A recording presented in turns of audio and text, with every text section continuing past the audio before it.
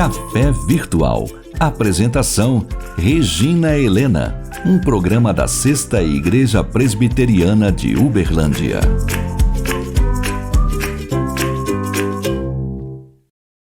Olá, seja muito bem-vindo ao Café Virtual. Como você está? Eu espero que bem, sob a paz, sob a direção do nosso Deus. E hoje eu gostaria de falar com você, de conversar com você sobre o tema oportunidade ou armadilha.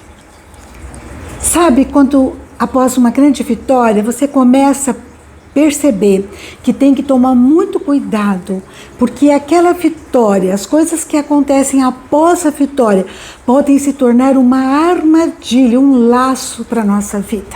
Como a gente tem que ficar atento. Para isso, eu gostaria de estudar com vocês a história de Gideão.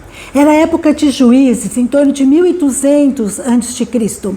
E o povo de Israel estava sofrendo nas mãos de outro povo, os midianitas. Durante 7 anos, eles plantavam e quando eles iam colher, os midianitas invadiam a terra e faziam um arrastão, levavam toda a colheita embora. E havia um sofrimento tão grande, e um homem chamado Gideão, ele estava colhendo e malhando trigo, escondido, para não ser roubado pelos midianitas. E lá em Juízes 6 diz que ele recebe a visita de um anjo do Senhor, que chega para ele e diz que Deus está vendo aquela situação, e que Deus ele quer levantar Gideão, para ajudar a libertar o povo de Israel dos midianitas. Então, mas Gideão recua, fala Daí no versículo 15 diz assim: ai, Senhor meu, com que livrarei Israel? Eis que a minha família é a mais pobre Manassés e eu o menor na casa de meu pai. Tornou-lhe o Senhor: já que estou contigo, ferirás os midianitas como fosse um só homem. Deus fala para ele assim: eu estou contigo e você vai ter vitória. Que coisa extraordinária. Eu estava pensando, muitas vezes a gente se sente assim, como o povo de Israel. A gente sente que parece que a vida fez um arrastão, levou nossos sonhos, nossos projetos, nossa alegria, o encanto, Parece que algo está tão difícil. Mas a boa notícia é que Deus vê o nosso clamor, Ele ouve o nosso clamor, Ele vê a nossa dor, Ele sabe o tamanho dela. E Ele desce para nos libertar. E com Ele na história, mesmo que parece impossível, parece que não há luz no fundo do poço, no túnel, Deus Ele faz algo extraordinário acontecer. E foi isso que Ele fez. Com somente 300 homens, a história é lindíssima, depois você lê os detalhes lá. Gideão, com 300 homens, ele consegue libertar o povo de Israel, ele vence a batalha contra os midianitas. É tremendo isso, Para que todos vejam, saibam, considerem e juntamente entendam que a mão do Senhor fez isso. Do impossível, Deus faz acontecer coisas extraordinárias, milagres, o sobrenatural de Deus. Bom, mas daí o que acontece é que eles estão cansados. E lá em Juízes capítulo 8, versículo 4, diz que Gideão atravessa o Jordão com esses 300 homens guerreiros que com ele estavam. Eles estavam cansados, mas ainda perseguindo os últimos reis dos midianitas que não tinham sido mortos. E eles então pedem aos homens de Sucote, pedem aos homens de Sucote que ajudem a eles, que deem pão para eles. Sucote está situado no Vale do Jordão, a uns 3 quilômetros ao norte do Ribeiro de Jaboque. Então ele pede ajuda. Mas os homens dizem assim: você não ganhou a guerra ainda não. Olha, Seba e Salmuna ainda não ganhou. Por que nós vamos dar pão para o seu exército? Então Gideão responde no versículo 7 do capítulo 8 de Juízes: por isso, quando o Senhor entregar nas minhas mãos Seba e Salmuna, trilharei a vossa carne com os espinhos do deserto e com abrolhos. Daí Gideão fala, eu vou vingar. Vocês não estão dando comida para o meu exército e eu vou vingar. Depois ele sobe para Penuel e de qual modo falou aos seus homens, né? Pede pão. E os de Penuel lhes respondem da mesma forma. Ei, você ainda não ganhou a guerra, não. Não vamos dar pão para os teus homens, não. E ele então diz no versículo 9 para os homens de Penuel, quando eu voltar em paz, derribarei essa torre. Então a gente começa a ver algumas coisas acontecendo, né? Gideão, ele começa, depois de uma grande vitória, ele começa a querer fazer justiça com as suas próprias mãos, né? Ele diz assim, vocês me desprezaram, vocês me zombaram, ele diz adiante, não deram pão para o meu exército, ele leva para o lado pessoal, e eu vou então acabar com vocês, eu vou acabar com vocês. Mas a gente tem lá em Deuteronômio 32, 35, que a Deus pertence a vingança. Depois ele continua perseguindo, continua caminhando até que ele chega até Seba e Salmuna, no versículo 21, e ele mata Seba e Salmuna, os últimos reis dos midianitas vivos, e ele toma os ornamentos em forma de meia-lua que estavam no pescoço dos seus camelos. Então ele também mata. Como a gente precisa tomar cuidado, né? Tem uma armadilha, a armadilha do poder. Quando o homem ele tem o poder nas mãos, muitas vezes ele toma atitudes de julgar e fazer justiça com as suas próprias mãos. Como a gente tem que cuidar, eu não sei, no caso de Gideão, se era projeto de Deus, se ele estava assim, realmente sensível à voz de Deus. Mas eu comecei a pensar na nossa vida. Quando você tem o poder, como você tem feito, né? Você tem, às vezes, a gente vê tantos homens no poder tomando atitudes desastrosas, querendo se vingar, mas a Deus pertence a vingança e a retribuição, lá em Deuteronômio 32, 35. Eu não sei se você tem se sentido injustiçado, entrega nas mãos de Deus, ora e aquiete o seu coração. Às vezes, né, a gente ganha status, ganha oportunidades, ganha às vezes chefias, né? Mas isso aí, se a gente não cuidar, pode se tornar uma armadilha, um laço na nossa vida. A outra armadilha é a gente se achar merecedor, né? A gente quer receber as coisas, a honra, né? As coisas porque a gente se sente merecedor. Lá em Juízes 8, 22, o povo de Israel convida Gideão para ser o governador, mas ele se recusa, ele diz que Deus governa. Há comentarista que diz que Gideão recusa para cair na graça do povo. Mas depois ele pede recompensa elevada, né? Em capítulo 8, 24, ele pede as argolas do despojo, argolas de ouro.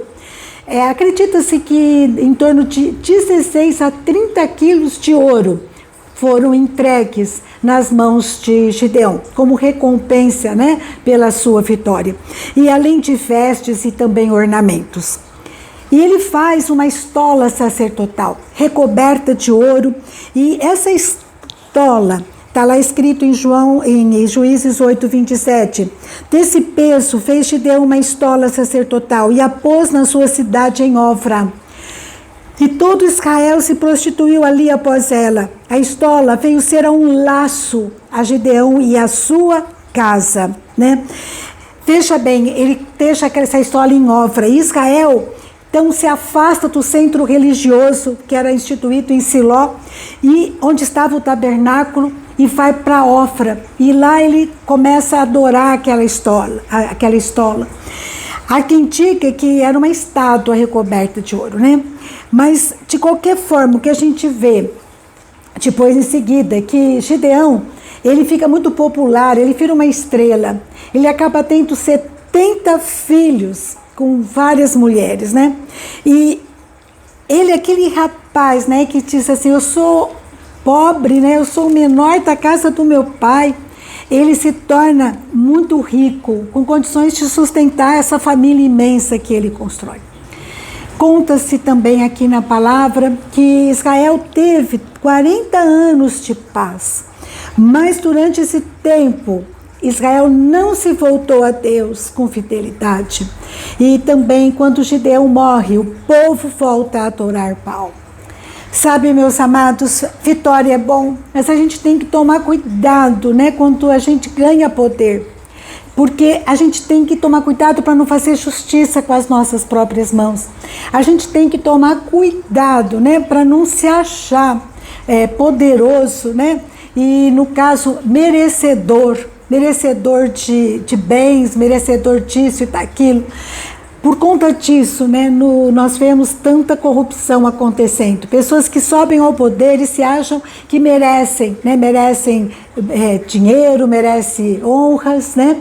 E quando isso não acontece, faz justiça com as suas próprias mãos.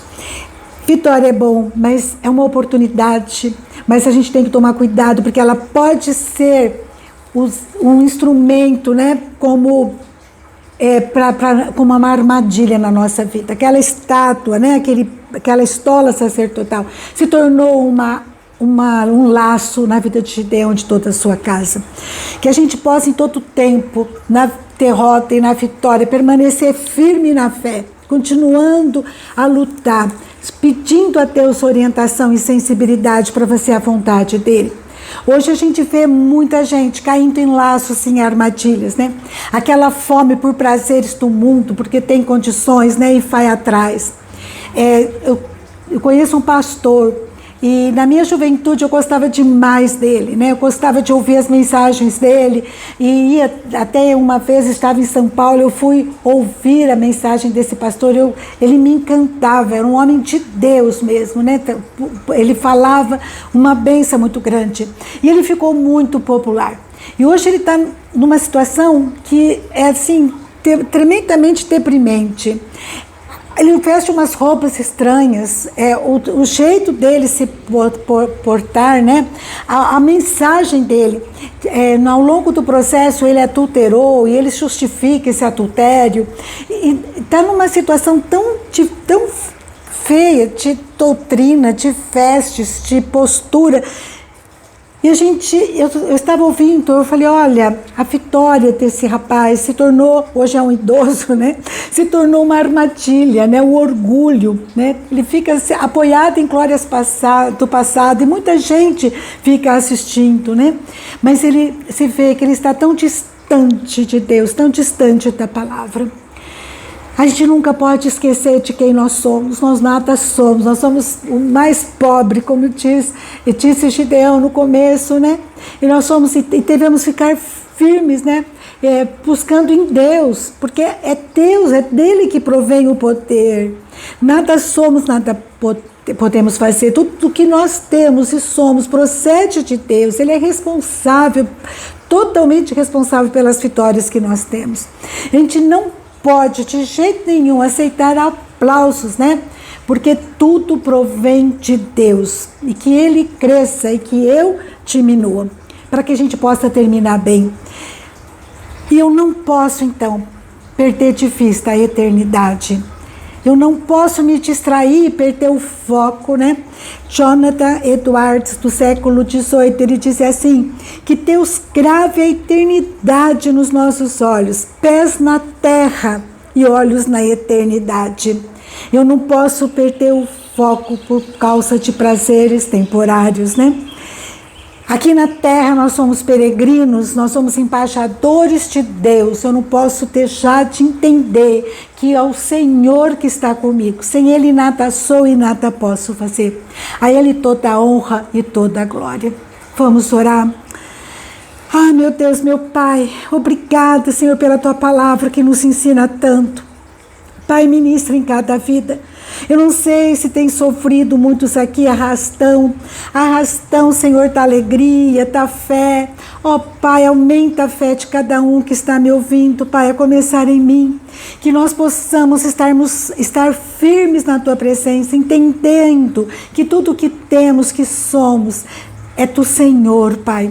Se nós estamos vivendo momentos difíceis, Pai, que possamos clamar com a certeza de que o Senhor nos ouve, o Senhor nos liberta, o Senhor é conosco, Pai, pelo Teu amor, pela Tua misericórdia, o Senhor ouve a nossa oração e o Senhor intervém.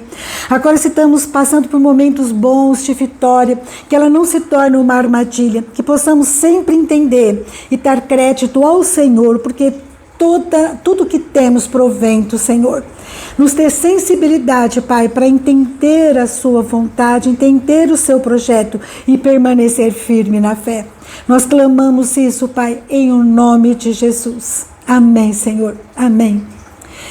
Que Deus esteja trabalhando no seu coração, que a presença dele faça arder o meu coração com vontade de servi-lo e que cada vitória, seja dada exclusivamente a ele, que jamais percamos o foco, que tudo que temos, tudo que somos, vem do Senhor e pertence a ele e é para sua honra e glória somente. Amém?